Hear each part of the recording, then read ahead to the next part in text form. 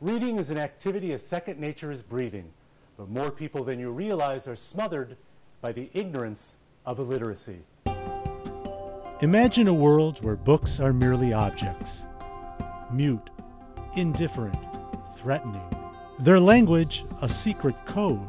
When you are illiterate, the commonplace is no place, and hopes and dreams a wasteland. In this community, we have one of the highest illiteracy rates in the country. Currently, 30% of adults in Buffalo read at a third grade level or less, and are considered functionally illiterate.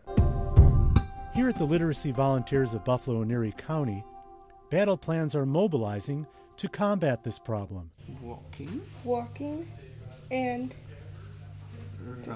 rubbing. Every day a force of well-trained recruits, armed with understanding and fellowship, very good, excellent, tutor learners that illiteracy is not a life sentence. These are people that have fallen through the cracks for one reason or another, that have dropped out of school. It really is a socioeconomic problem and an intergenerational problem. Through their life, they have been called stupid by teachers, parents, by coworkers. People that come to seek help, those are the courageous people because they realize they have a problem and they need some help to get over their illiteracy issues. People like 90-year-old Nellie Gale.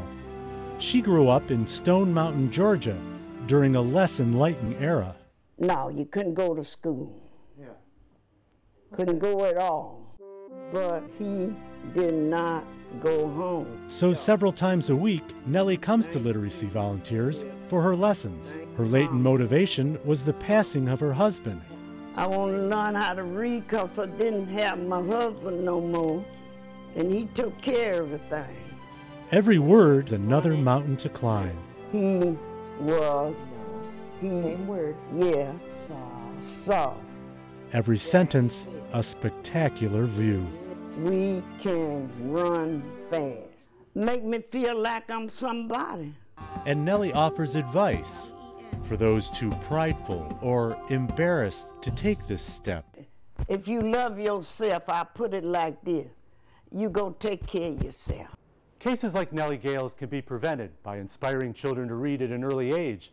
And that's precisely what a special group of volunteers are doing here at Highgates Heights Elementary, School 80. Volunteers from the Jewish Coalition for Literacy arriving with one thing on their mind. Who would like to go in the hall and read? There's plenty of fun in these fundamentals. With barnacle bagel. 4 times a week, the tutors put the kids' focus on reading and sharpening their word skills. Zoo, good for you. The pre-K through 4th graders are learning their lessons well. Isaiah Habib knows what it's all about. You should like books because they make you smarter and you can learn about a lot of stuff. And Sydney Bradley makes a tough choice. If you had to choose between watching TV and reading a book, which one would you choose? Reading books. Many of the students here are in particular need of assistance because of a shared circumstance. A lot of these children live in families, single-parent families, and they can't get a lot of help at home. The role we play is very, very important. Tex and Alice go back to the castle. A study by the National Assessment of Adult Literacy determined that the 4th grade is a vital year in learning how to read. And that's where if there's a mild learning disability or if somebody's struggling, if they don't get the help they need then it really progresses into a lifelong illiteracy issue for them. Issues like the correlation between illiteracy and crime. If you look at the statistics, 70% of youthful offenders that are incarcerated now have reading problems. However, with this group, you won't find one bad attitude, only gratitude. Thank you. Whether it's turning a page on the past or opening a new tomorrow, conquering illiteracy is fulfilling and equally rewarding for those who enlist in this war for words.